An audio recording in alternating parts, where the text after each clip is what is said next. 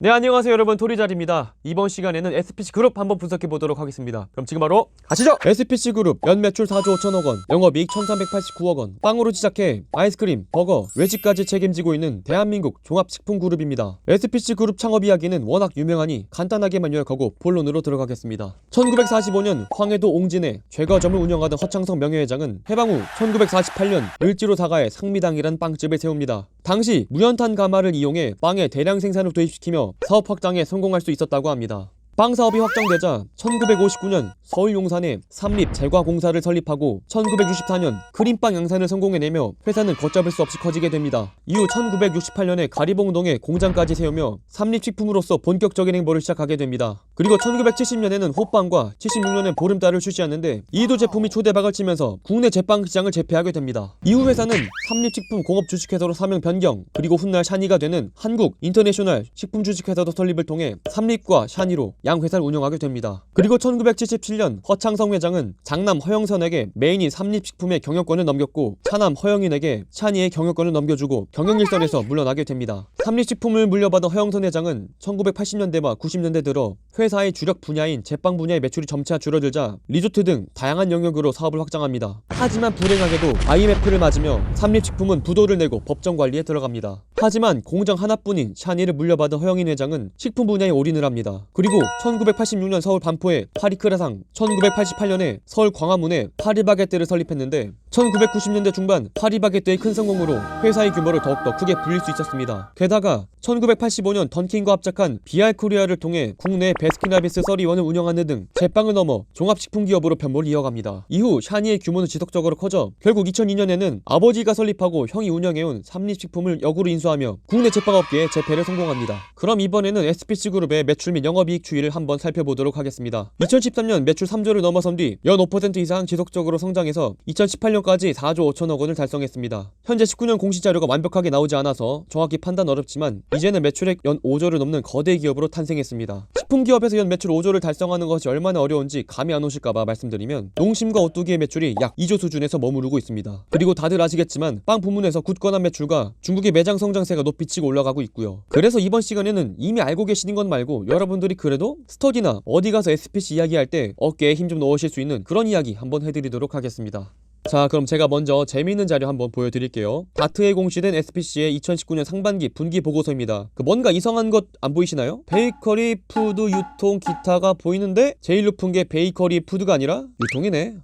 이게 뭘까요? 이번 시간에 이거 잠깐 설명드리면서 SPC가 꿈꾸는 목표를 한번 말씀을 드릴게요. 자, 다트에서 보셨듯이 현재 SPC의 높은 매출 성장 중에서 주목해야 할 점은 바로 식품 유통 부문의 성장입니다. SPC 삼립의 식품 유통 부문은 SPC GFS죠. SPC 삼립 내 식품 유통 부문이 가파르게 성장하면서 전체 매출에서 차지하는 비중이 51%를 넘겼습니다. 오해하지 마셔야 할 것은 제빵 부문과 식품 소재 부문 매출은 떨어진 게 아니에요. 전년 동기 대비 각각 5%, 10% 증가했어요. 그런데 식품 유통 매출이 워낙 급격하게 확대된 탓에 매출 비중이 20%대로 축소가 된 거죠. 그러니까 지금 이 상황을 쉽게 말씀드리면 빵집 회사에서 빵보다 더 많은 게 팔리고 있다는 거예요. 자, 그럼 이게 왜 이렇게 되었느냐? 이 같은 배경에는 SPC그룹의 외식사업 확대 때문입니다. 자, 2016년 7월 사람들이 강남역에서 2시간씩 기다리면서 햄버거 먹고 있다는 썰 들으셨죠? SPC그룹이 뉴욕의 명물 수제버거 쉑쉑버거를 국내에 들여온 것이 SPC그룹의 유통사업 확장의 시발점이 되었습니다. 그리고 이 쉑쉑이 식자재 유통을 맡고 있는 것이 SPC 삼립의 100% 자회사 SPC GFS입니다. 양상추, 토마토, 햄버거용 빵까지 자체적으로 공급하고 있어요. 참고로 국내 1호점으로 열었던 강남점이 전세계 쉑쉑 매장 중 매출 1위라고 합니다. 일평균 5천만원의 안팎의 매출을 올리고 있다고 하네요. 아무튼 엄청 되게 잘 된다는 이야기잖아요. 현재 우리나라에만 4개 점이 열렸고 이 같은 사업 확장이 효과를 발휘해서 유통부문의 매출이 급격하게 성장할 수 있었어요. 그리고 또 추가적으로 좀 재밌게 듣고 가실 사실은 쉑쉑에 들어간 햄버거 빵 번 있잖아요. 햄버거 빵을 전 세계에서 유일하게 자체 공급하는 회사가 우리나라가 유일하다고 합니다. 미국 기업의 브랜드 관리는 전 세계적으로 유명해서 전 세계 쉑쉑버거 체인점들이 미국 샌프란시스코에서 빵을 받고 있는데 SPC GFS의 기술력을 본사에서 인정해줬다 다고 하네요. 우리나라만 자체 공급이라니 역시 대한민국 빵집 회사가 햄버거집을 데려오니 이런 일도 발생하는군요. 클래스 하나만큼은 진짜 인정합니다. 자, 이렇게 들여오는 게 잘 되고 있는데 SPC 입장에서는 물 들어올 때 놓줘야겠죠? 쉑쉑버거의 성공적인 론칭 이후 SPC는 본격적으로 외식 브랜드 확대에 나섭니다. 자, 2008년 론칭한 이탈리안 레스토랑인 라그릴리아를 최근 은평 롯데몰과 신도림 디큐버시티 두 곳에 신규 개점을 했고요. 지난 3월에 공덕에 추가적으로 매장을 열어 매장 수를 총 10개로 확대했습니다. 그리고 그릭 슈바인 점포를 3곳을 추가했고요. 우동 전문점 전문점 하이면 우동을 론칭해 현재까지 점포 4곳을 열었습니다. 그리고 샐러드 전문점 피그 인 더 가든을 여의도에 선보이며 지속적인 신규 브랜드 개발을 하고 있고 본격적으로 외식 산업 확장에 발을 뻗치기 시작했습니다. 그리고 이거 다 묻고 노를 젓는 것을 넣어서 더블로 물 들어올 때 모터 달아야겠죠. 2019년 6월 우리들에겐 케첩 회사로 유명한 그 크래프트 하인즈와 국내 독점 공급 계약을 체결하며 유통시장을 더욱더 강화하고 있습니다. 스테이크 소스, 파마산 치즈, 견과류 같이 하인즈 제품 28종을 국내에서 판매하고 있다고 합니다. 자, 그럼 제가 지금까지 말씀드린 것은 SPC의 전략과 목표이고 현재는 어떨까요? 주가 한번 살펴보도록 하겠습니다. 자, 2015년 8월에 고점을 달성하고 지금 쭉 우하향하고 있네요. 일단은 우선 최근 이슈들을 먼저 살펴보면 다들 아시겠지만 SPC가 야심차게 준비하던 에그슬럿이 날아가 버리고 말았습니다.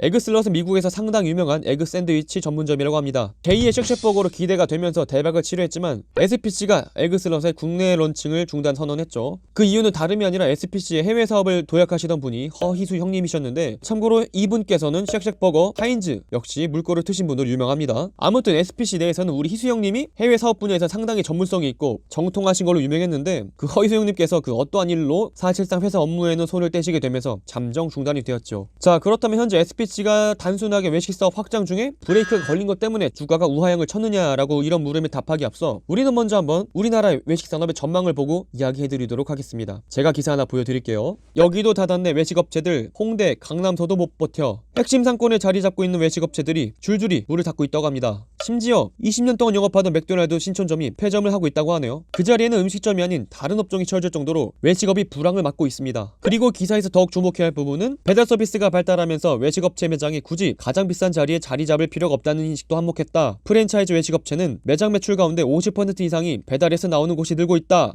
자, 인구 구조의 변화로 인해서 산업의 근간이 변경되고 있는 것이겠죠. 1인 가구가 증가하면서 HMR의 증대와 배달 시장이 늘고 오히려 외식 산업은 불황을 맞고 있는 것입니다. 실제로 한국외식산업연구소가 내어놓은 분기보고서에 따르면 2019년 3분기 기준 현재 외식산업 경기를 진단한 지수는 66.01로 나타났습니다. 100 이상이면 성장, 미만이면 위축되는 추세를 의미하는데요. 2016년 4분기부터 계속 100을 미치지 못하고 있는 것을 보면 해가 갈수록 외식산업이 축소가 되고 있다는 것이겠죠. 축소는 물론이거니와 이러한 상황 속에서 과당 경쟁이 수익성 악화를 불러와 폐업률이 증가되고 있고 외식산업의 전반적인 경쟁력이 약화되는 악순환을 거듭되고 있습니다. 뚜렷한 대책은 없어 내년에는 더 심각해질 것으로 전망이 되고 있어요. 그나마 피자, 햄버거 등 유사 음식점의 전망은 그나마 낫고 프랜차이즈 직영점도 호조를 불고 있지만 그 비프랜차이즈는 눈물이 나네요. 그리고 연구소에서 내어놓은 보고서에도 봤지만 많은 전문가들은 지금 외식 시장을 마치 일본의 상황처럼 보고 있어요. 일본의 외식 산업이 1995년까지 고성장을 하다가 한번 정체되더니 지금 20년 동안 정체 중이거든요. 그러니까 즉 지금 우리나라도 그 상황이 온 것이 아닌가라는 것이 많은 전문가들의 견해입니다. 다행히 그때와는 달리 중국 시장에 진출이 가능해지면서 너도 나도 진출을 하고 있고 SPC도 나름대로 훌륭한 외식 산업을 진행 중이라 쉑쉑버거 등의 성공을 통해 유통 부문에선 조금 나름의 재미는 보고 있는 상황입니다. 하지만 한편으로는 또 이제 안 되고 있는 브랜드를 보시면 비알코리아의 수익성이 10년 전으로 회귀하고 있다고 해요. 그 베스킨라빈스의 매출은 꾸준하게 증가하고 있는데 그 던킨도너츠의 매출은 지속적으로 떨어지고 있어요. 그 생각해보니까 우리가 뭐 밥 먹고 나서 베스킨라빈스는 그래도 자주자주 먹으러 가는 편이잖아요. 그런데 던킨도너츠에서 던킨도넛을 먹은 기억은 사실 잘 없는 것 같아요. 가서 뭐 음료를 더 많이 사 먹은 기억밖에 없는 것 같기도 하고요.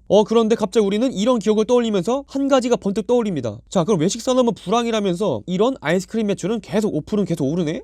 잠깐만, 그래도 뭔가 크고 있는 시장이 있나? 자, 사실 뭐 디저트 너무 옛날에 나온 이야기여서 뭐 제가 뭐 안 드리려고 했는데 요즘 또 새로운 버전으로 나오고 있어서 말씀을 드릴게요. 자, 먼저 우리나라의 2016년 기준으로 디저트 시장은 무려 2조 규모라고 합니다. 그런데 여기서 또 새로운 버전으로 디저트가 뜨고 있다고 해요. 역시 대한민국 기업에 계신 경영하시는 형님들께서는 시장 따라가는 건 정말 대단하십니다. 그리고 요새 제 영상 계속 보시는 분들은 뭔지 당연히 직감하실 겁니다. 자, 바로 기사 하나 띄워드릴게요. 자, 기사를 보시면 요즘 홈 디저트가 지속적으로 성장 중이라고 합니다. 자, 디저트 매출을 살펴보면 2019년 디저트 카테고리 매출은 2018년 대비 125.6%나 증가했습니다. 18년에도 전년 대비 161.7% 신장해 매년 카테고리 상품군을 늘리고 있다고 합니다. 특히 뭐 쫀득한 마카롱? 이게 뭐 잘 나간대요. 편의점 전체 상품 매출 3위라고 합니다. 그리고 19년 12월 일평균 디저트 카테고리 매출 신장률은 전월 대비 434.48%라고 합니다. 그러니까 지금 미친듯이 팔리고 있다는 거죠. 이 같은 시장 흐름은 대형 유통업체도 마찬가지입니다. 롯데마트의 디저트 상품군의 연도별 매출 신장률은 2017년 2017년 8.4%, 2018년 21.9%, 2019년 24.5%로 두 자릿수 이상 연속 성장하고 있습니다. 티라미슈 컵케이크와 프리미엄 디저트를 집에서 즐기려는 홈디족이 늘어나면서 2019년 프리미엄 디저트의 상품수가 2018년에 비교해 약 300%가 늘어났습니다. 이 같은 이유는 카페나 전문점 못지않은 품질이지만 절반 수준의 저렴한 가격 1인 가구가 증가하면서 홈 디저트를 먹고 있는 사람이 증가하고 있다는 것이죠. 현재 SPC의 방향성을 보면은 외식 산업을 증대시키고 있지만 사실상 산업의 흐름은 외식 산업은 축소가 되고 있습니다. 아까 말씀드린 대로 프랜차이즈점 같은 경우는 어느 정도 살아남겠지만 과당 경쟁이기 때문에 노출의 경쟁이 더 심해질 거란 전망이겠죠. 단순히 쉑쉑 하나 성공했으니까 나도 외식으로 밀겠다 이런 방향성은 아니겠죠 설마? 네. 반면에 또 이런 시각으로 볼 수 있다고 생각을 해요. SPC가 가진 계열사들의 역량이 충분히 홈 디저트 쪽에 비빌 수 있지 않을까. 식품 유통 부분이 굉장히 잘 되고 있으니까 이 역량과 그리고 계열사를 통한 홈 디저트 시장을 파고들면은 좀 더 매출이 올라가지 않을까요? 뭐 물론 이건 제 개인적인 사견입니다. SPC 그룹 앞으로도 저희의 맛있는 빵과 아이스크림 잘 부탁드리겠습니다. 아 그리고 쉑쉑버거 진짜 맛있어요. 한번 드셔보세요. 이거 숙제 아닙니다. 자 오늘 영상은 여기까지입니다. 영상의 내용이 좋았다면 구독과 좋아요 한 번씩 부탁드리겠습니다. 그리고 전 여러분들의 모든 댓글을 달고 있습니다. 원하시는 기업, 산업 말씀해 주시면요 매주 2편씩 분석해서 올려드리고 있습니다. 그럼 저는 또 다음에 좋은 영상으로 찾아뵙도록 하겠습니다. 그럼 다음에 또 만나요. 안녕.